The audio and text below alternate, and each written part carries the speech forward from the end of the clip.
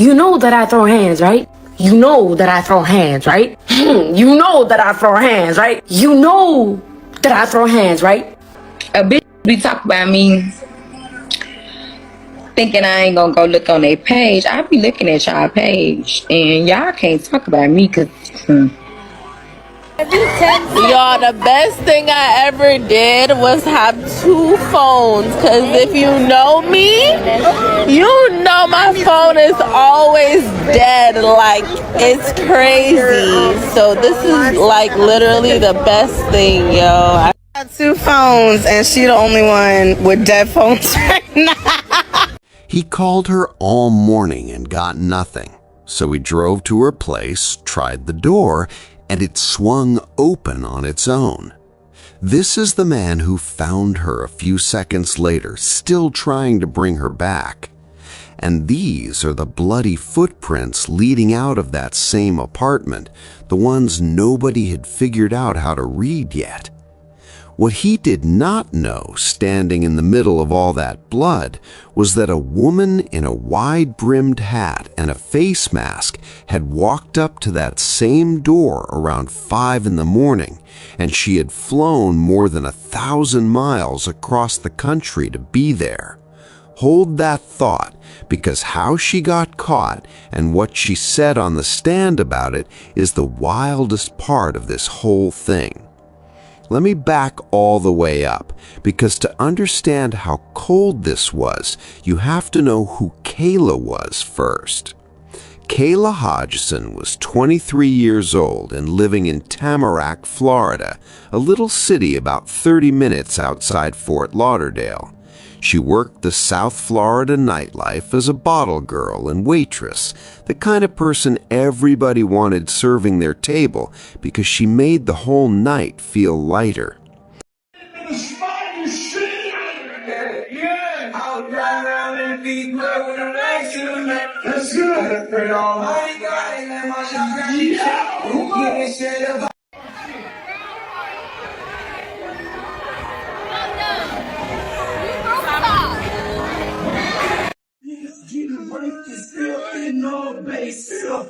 Bananas, cook is great, great, beans, blue cheese with the I just want to move for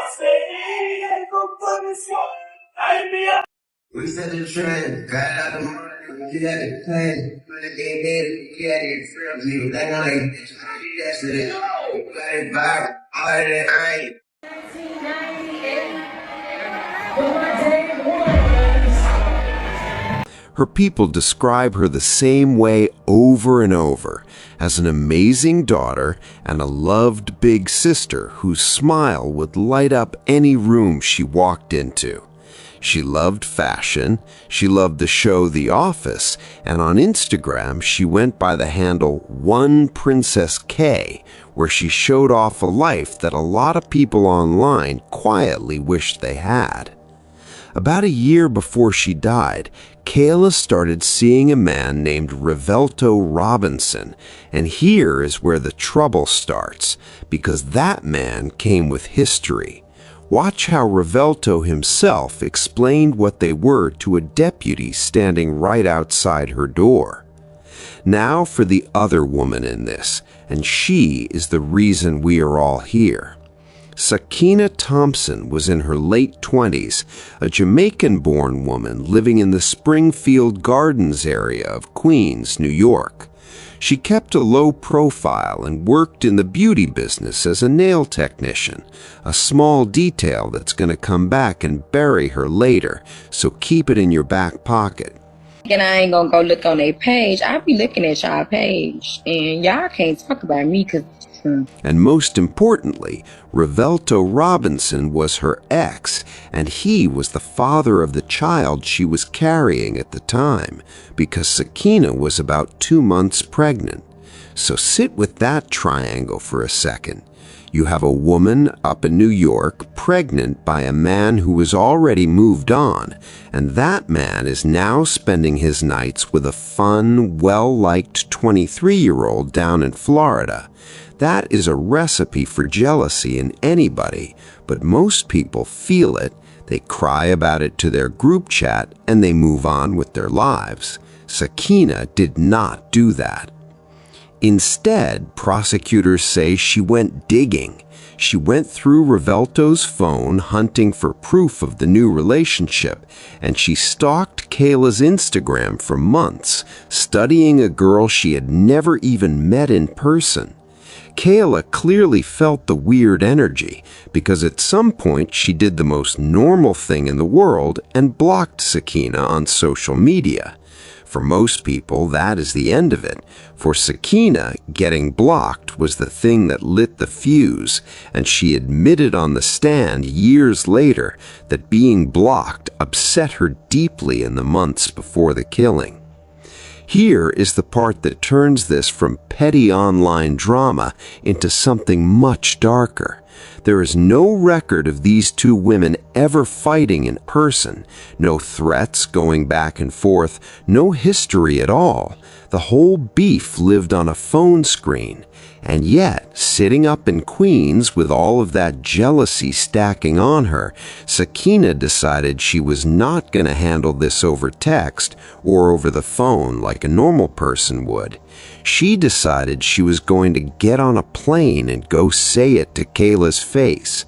And she started making moves that only make sense if you were already planning for the conversation to end in blood. In the days right before July 13th, 2022, Sakina booked a flight from New York down to South Florida and checked into a hotel. And this is the detail that tells you her state of mind, because she didn't just show up as herself. She set up a fake Uber account under a false name, so there would be no clean record of her moving around. And she put together a full disguise, a wide-brimmed hat, a COVID-19 mask, and gloves, so no camera would ever catch her face. People who are just trying to talk women to women usually don't plan it out like a robbery. Around 5 in the morning, while most of the building was still asleep, that fake Uber dropped her at the Tamarack Village apartment complex, and she walked up to Kayla's second-floor door. Kayla, who had just gotten home from working a party, opened the door to a stranger she didn't recognize, because the whole point of the hat and the mask was that she wouldn't. What happened inside is where the two sides of the story split hard. The only detailed account we have came years later from Sakina's own mouth on the witness stand, and she told the jury she went there to talk, that the argument turned physical, and that Kayla was the one who attacked first, slashing her across the stomach with a piece of glass from a hookah. She said she feared for her unborn baby, grabbed the glass, and then blacked out, waking up holding the weapon and Kayla dead on the floor. In her own words on the stand, she told them, "I was walking in the blood." Prosecutors weren't buying a word of it, and neither did the jury once they laid out what she did after Kayla stopped moving. Because Sakina stabbed Kayla dozens of times, an overkill attack, and then she got to work cleaning it up. Listen to how one prosecutor summed up the cold, careful steps she took before she left. Everything went according to plan, except being discovered. Took some of Kayla's personal items, dragged Kayla out of the way in her own blood, away from the door, and left, disguised in Kayla's attire. Think about how much calm that takes. She changed out of her own bloody clothes and put on Kayla's. She wiped down parts of the scene, she threw evidence in the trash, and she walked out still holding the weapon and called that same fake Uber to slip away. She never called for help. That is the whole ball game, and one report on the case broke down exactly why her self-defense story fell apart the second you look at what she actually did. It's kind of hard to argue self-defense when investigators say Sakinia went to lengths to conceal what she did. She reportedly used a fake Uber account to get to Kayla's apartment. She tried to clean up the scene. She changed into Kayla's clothes and concealed her identity. Plus, she never called 911. Meanwhile, for hours, nobody had any idea. Kayla's body sat in that apartment for close to 10 hours, and it was Rivelto who finally raised the alarm when she stopped answering his calls and texts. He drove over, saw her car parked in an odd spot, banged on the door, and when nothing came back, he tried the handle. Watch him walk through the exact moment it opened. He called 911 just before 3 in the afternoon, and a dispatcher talked him through chest compressions while he stood there with her blood on his hands. But she was long gone. Broward County deputies rolled up, and the scene that greeted Kayla's family at the base of that building is one of the most painful things you will ever hear on a body camera. Her cousins, her aunt, and her grandmother gathered in the parking lot, begging just to pray over her before they took the body away. And while all that grief was pouring out downstairs, investigators upstairs were already down on their knees over those bloody footprints, following a trail out of the apartment that they did not yet realize was going to lead them all the way to New York. The break in this case came from a camera nobody planned for. Detectives collected footage from the complex and from a neighbor's doorbell camera, and there she was, the woman in the wide-brimmed hat, the mask, and the gloves, walking up to Kayla's door in the dark and slipping away later in the victim's own clothes. Here's the moment the report lays out who that disguised figure actually turned out to be. The disguise hid her face, but it could not hide her trail. Broward investigators pulled flight records, cell phone data, and the logs from that fake Uber account, and every piece pointed the same direction, a straight line from a hotel to Kayla's door and back at 5 in the morning with no other reason to be there. But the piece that sealed it came from Kayla herself because she fought back hard enough to leave her mark. Remember that little detail about Sakina working with nails? Listen to how that came back around. The defendant was in the beauty business, and the beauty business is what led the police to the defendant through the DNA sample that was found underneath the fingernail of the victim. That DNA under Kayla's fingernails tied Sakina to the struggle in a way no disguise could undo. Deputies arrested her in Springfield Gardens, Queens on August 3, 2022, and she was extradited back to Broward County to face a single charge of first-degree murder. The arrest paperwork did not mince words, describing her as acting with a depraved mind and a premeditated intent to cause death. And here's a chilling little irony that came out at trial. The arm she used had a Bible verse tattooed on it, Romans 8:31, the one that reads, "If God is for us, who can be against us?" The trial finally came in October of 2025, 3 long years later, and Sakina did something most defendants never dare to do. She took the stand in her own defense and stuck to the blackout story, the self-defense claim, the whole thing about protecting her baby. The jury listened to all of it, then went back to deliberate, and they came back with a first-degree murder conviction after only about 1 hour. 1 hour! That is how little they believed her. At sentencing on December 1st, 2025, the judge had no wiggle room under Florida law, and honestly, he made it clear he did not want any. Watch him put the whole thing into a single sentence. I do believe the defendant needs to go to prison. I do believe the defendant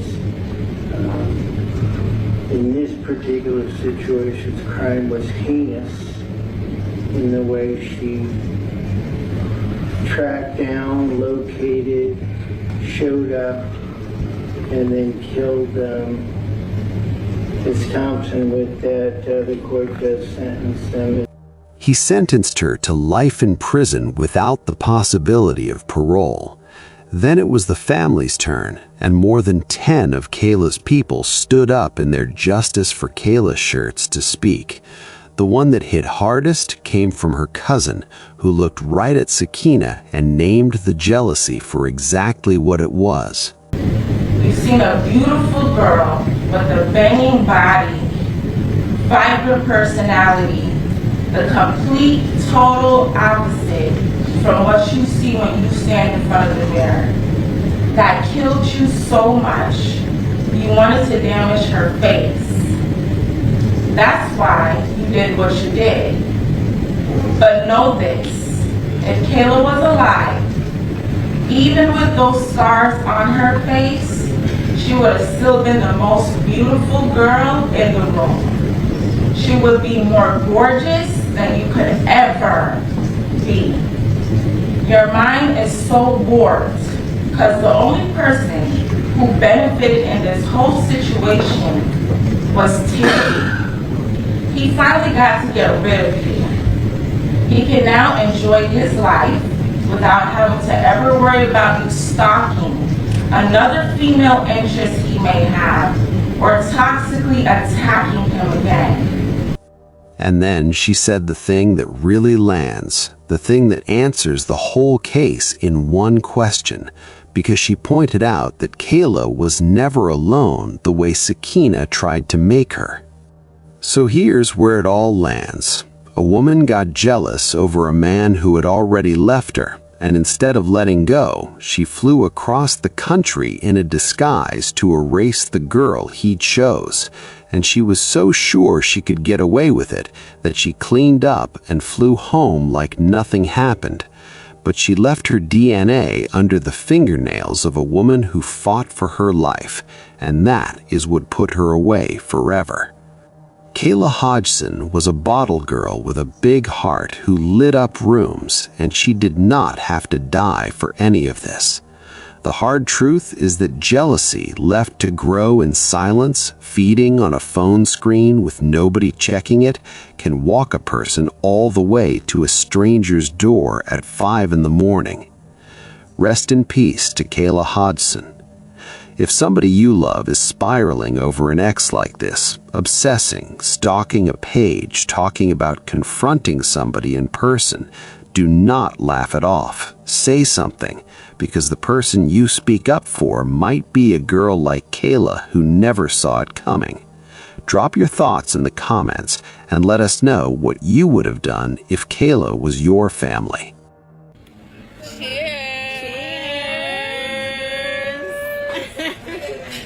Oh wait, that's weird.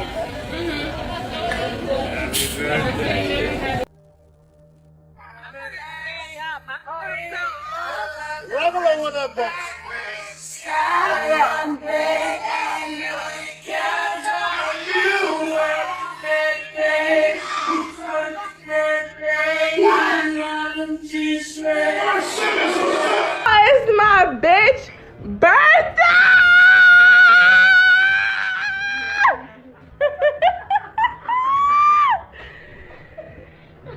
All right. Cheers. Cheers. Cheers. Oh my God. Okay, now.